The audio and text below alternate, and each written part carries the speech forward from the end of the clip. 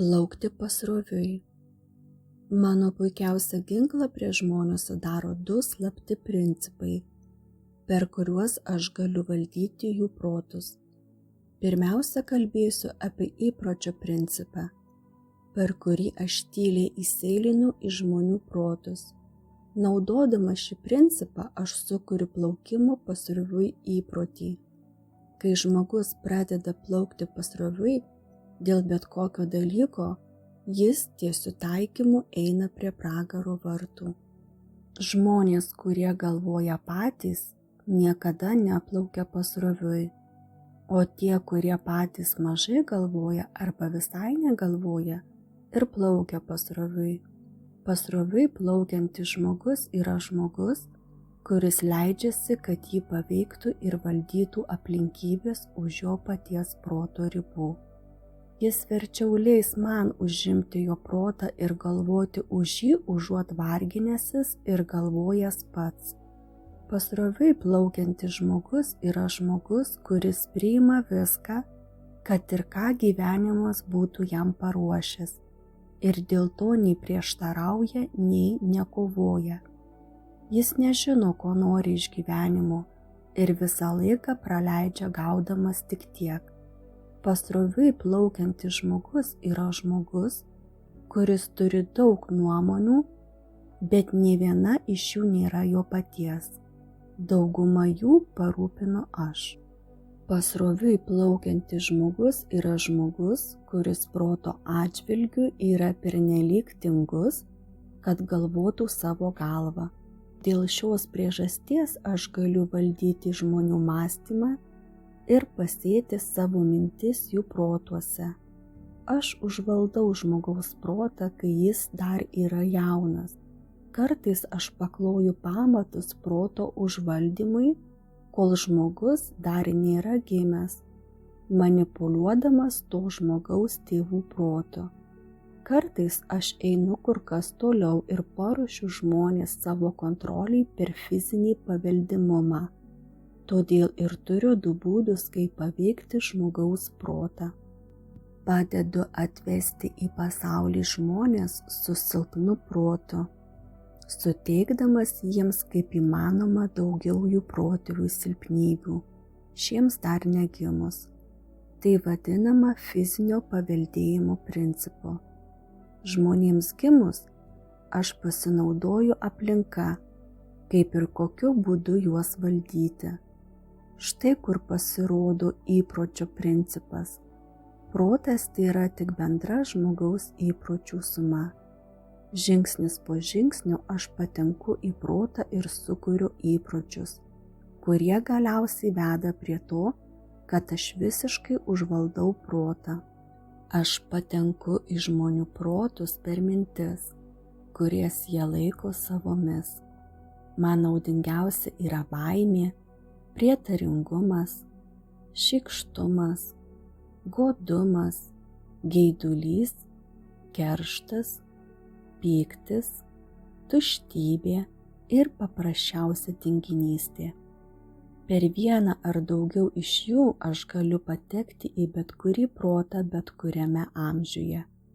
Bet geriausius rezultatus pasiekiu, kai užvaldau protą, kol jis dar yra jaunas, kol jo savininkas neišmoko uždaryti kurių nors iš šių 9 durų. Tada aš galiu įtvirtinti įpročius, kurie amžinai paliks atviras duris.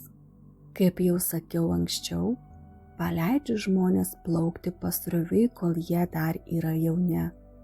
Aš priverčiu juos plaukti pasroviui mokykloje, kai jie nežino, kokios profesijos norėtų siekti gyvenime.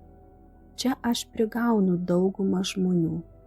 Įpročiai yra susiję. Nuplaukite pasroviui viena kryptimi ir greitai jūs plauksite pasroviui visomis kryptimis. Taip pat naudoju aplinkos įpročius, kurie man padeda tvirtai sugriebti savo aukas. Antras pagal veiksmingumą mano triukas, kuriuo pasinaudodamas aš išvystau plaukimo pasroviui įprotį, yra pasinaudojimas tėvų ir valstybinės mokyklos mokytojų bei tikybos mokytojų pagalba. Mano antras pagal veiksmingumą triukas visai nėra antras, jis yra pirmasis, nes be jo aš niekada negalėčiau užvaldyti jaunimo protų. Tėvai, bendrojo lavinimo bei tikybos mokytojai ir daugelis kitų suaugusiųjų patys to nežinodami pasitarnauja mano tikslui ir padeda man sunaikinti vaikų įprotį mąstyti patiems. Jie dirba savo darbą įvairiais būdais, nė neįtardami, ką jie daro vaikų protams arba kokia yra tikroji vaikų klaidų priežastis. Ar kada teko girdėti, kaip tėvas arba motina užbaigia vaiko sakinį? O gal teko matyti, kaip tėvas arba motina atlieka vaiko namų darbus? Pamenate tas gamtos mokslų parodas, kai būdavo akivaizdu, kad vaikams kažkas labai padėjo, ruošiant jų gamtos mokslų projektus. Mama ir tėtis galėjo padėti šiek tiek per daug, tačiau giliai širdyje jie žino, kad jų vaikas yra dėkingas už pagalbą ir pripažįsta, kokie puikūs tėvai jie yra. Tiesa, iš tiesų vaikas gali galvoti, mama ir tėtis nemano, kad aš tai galiu padaryti vienas pats, tai kam vargintis? Galiausiai tokia tėvų pagalba sunaikina vaiko pasitikėjimą savimi. Leisdami vaikams iš tikrųjų vadovauti, tėvai padeda savo vaikams išvystyti įprotį mąstyti patiems. Aš užvaldau žmonės, kol jie dar yra jauni, kol dar nemąsto savarankiškai pasinaudodamas tais, kurie jais rūpinasi. Man ypač reikia pagalbos iš tų žmonių, kurie moko vaikus religijos, nes būtent čia aš palaužiu nepriklausomą vaikų mąstymą ir padedu ugdyti plaukimo pasroviui įprotį, supainiodamas vaikų protus su neįrodomomis idėjomis apie pasaulį, apie kurį jie nieko nežino.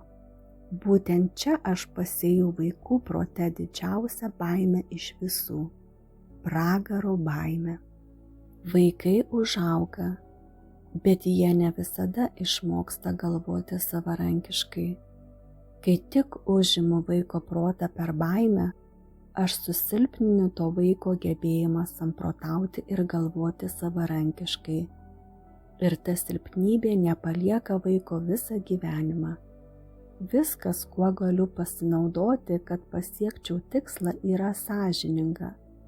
Manęs nestabdo tokie kvaili apribojimai kaip tai, kas yra teisinga ar neteisinga. Man tai atrodo teisinga. Aš pasinaudoju visomis žiniomis, žmogiškomis silpnybėmis, kad užvaldyčiau žmogaus protą.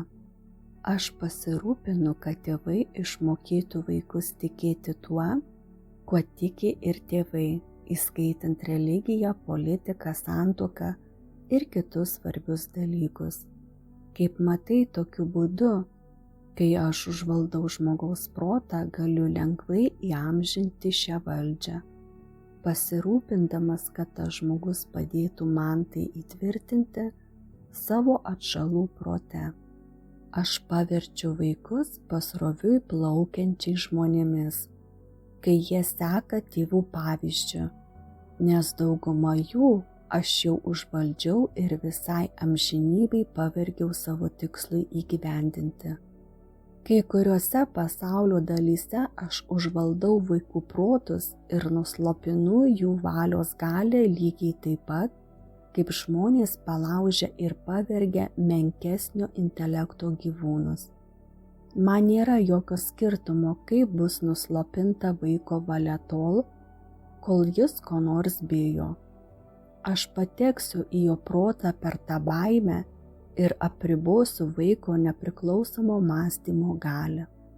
Aš negaliu egzistuoti tų žmonių protuose, kurie tiksliai mąsto.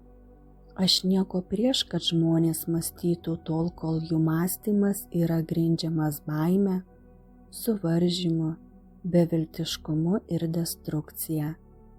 Kai jie pradeda mąstyti konstruktyviai ir savo mąstymą grindžia tikėjimu, drąsa, viltimi ir tikslo aiškumu, jie taip pat tampa mano priešininkų, sąjungininkais, todėl aš juos prarandu.